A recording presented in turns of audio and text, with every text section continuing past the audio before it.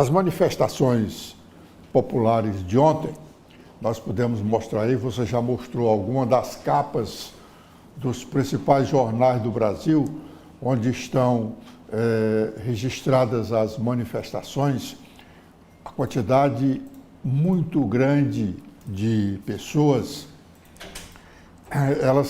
essas manifestações de domingo, que ocorreram em vários estados brasileiros, sobretudo no Rio de Janeiro e em São Paulo, lembra um movimento pelas diretas já no fim do período da ditadura, que foram movimentos grandiosos que ocorreram em vários estados brasileiros. E surtiu um efeito, se não imediato, mas plantou uma ideia que logo ela florou, que foi a eleição, mesmo indireta, no Congresso Nacional, que acabou elegendo Tancredo Neves. Tancredo Neves era o candidato da oposição à ditadura e venceu as eleições presidenciais, mesmo indiretas, no Congresso Nacional, um Congresso que era ligadíssimo à ditadura da época, ditadura que foi instalada em 1964. Pois bem, foi o movimento das diretas já, com uma infinidade de pessoas de todos os estados brasileiros, porque em quase todos os estados brasileiros aconteceram grandes comícios com todos os políticos de oposição à ditadura e os principais artistas do Brasil da época. Ontem não foi diferente. Alguns dos principais artistas brasileiros estiveram no palanque no Rio de Janeiro.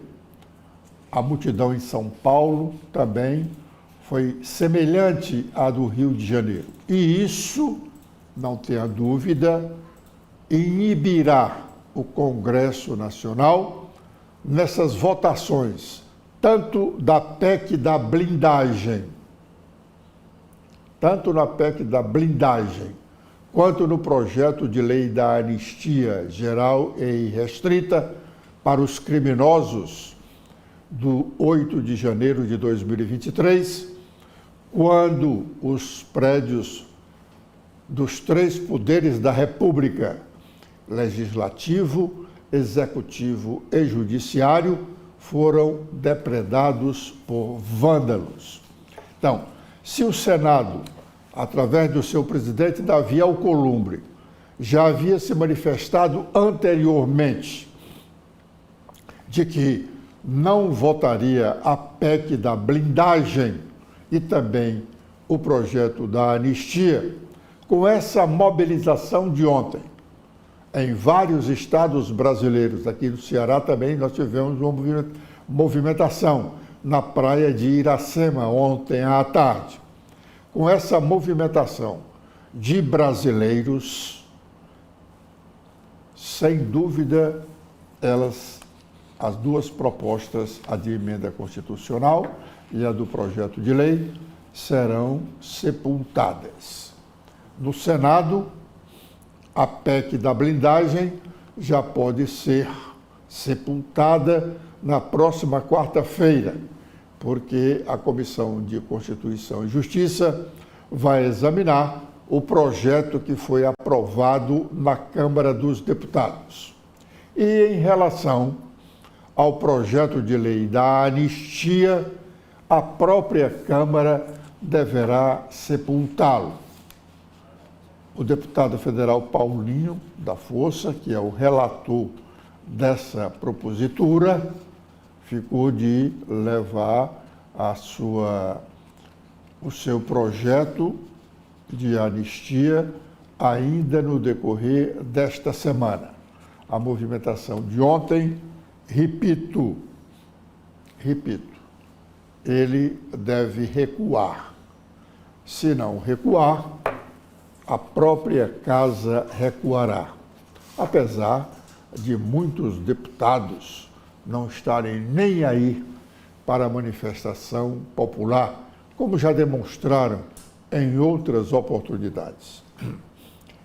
Mas por conta da reação popular, muitos políticos estão se manifestando contra a PEC da blindagem agora, embora precisem dela para se livrarem de prisões, assim como da anistia ampla, geral e irrestrita. Alguns desses políticos que hoje, desavergonhadamente, estão dizendo que a PEC da blindagem é uma vergonha, são os que vendem emendas parlamentares, são os que praticam rachadinha. Rachadinha é a divisão que alguns fazem da verba que tem para a manutenção dos seus gabinetes, a verba pública para a manutenção dos seus gabinetes. Então, eles pegam esse dinheiro, contratam os servidores por um preço e pagam a metade do preço contratado, ficando com o restante. Pois bem, alguns desses deputados que hoje estão dizendo que são contra a PEC da blindagem, porque é uma imoralidade, são os imorais. Os imorais estão dizendo, ou alguns imorais estão dizendo que são contra a PEC da blindagem. Não é verdade. Eles são a favor, porque essa PEC garantiria as suas liberdades quando alcançados vendendo emendas parlamentares, fazendo rachadinhas, desviando recursos públicos e outras coisas mais. Eles querem pousar de sérios, não sendo sérios. Para alguns petistas cearenses, a chapa com a qual o governador Eumano de Freitas vai disputar a reeleição já está fechada.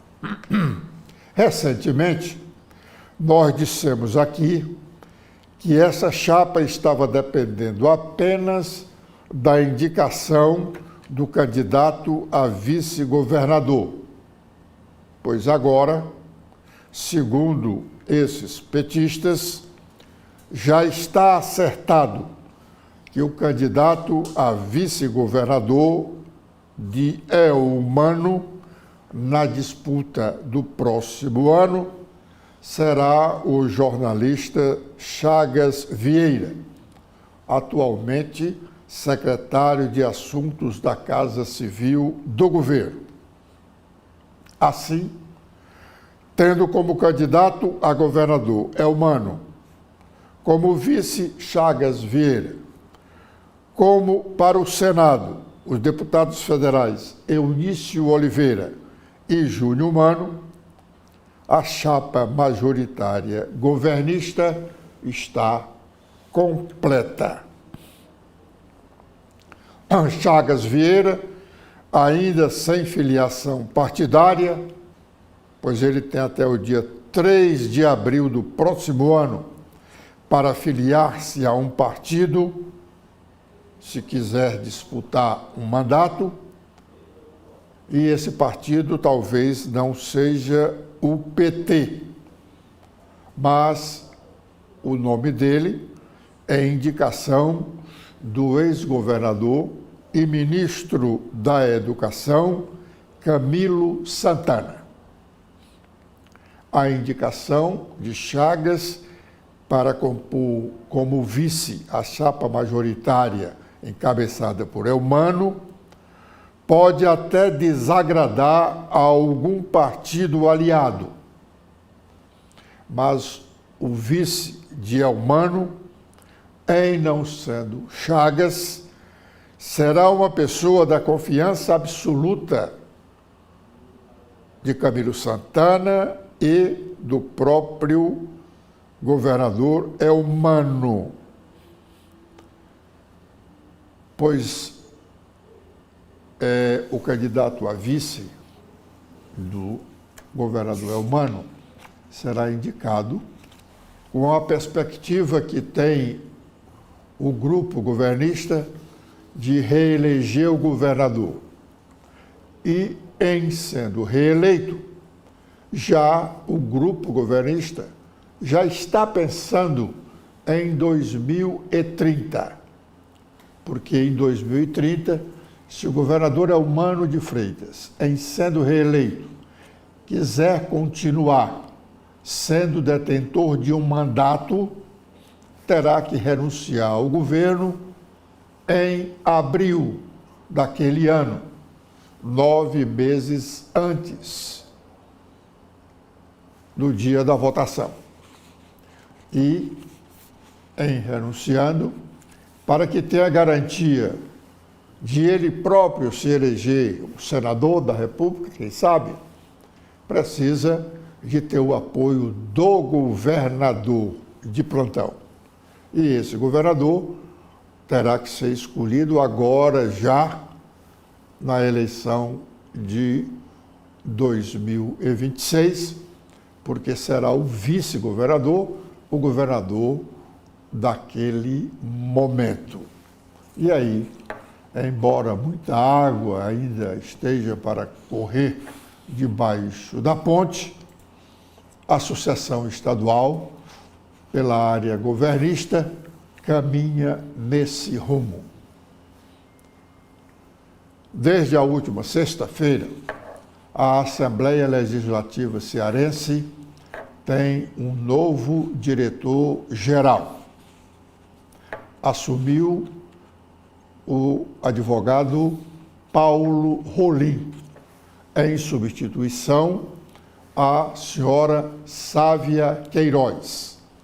Sávia foi diretora-geral da Assembleia ao longo de alguns anos e se ouve muito bem na administração daquela casa, tanto que deixou saudade para muitos servidores e quase todos os deputados estaduais.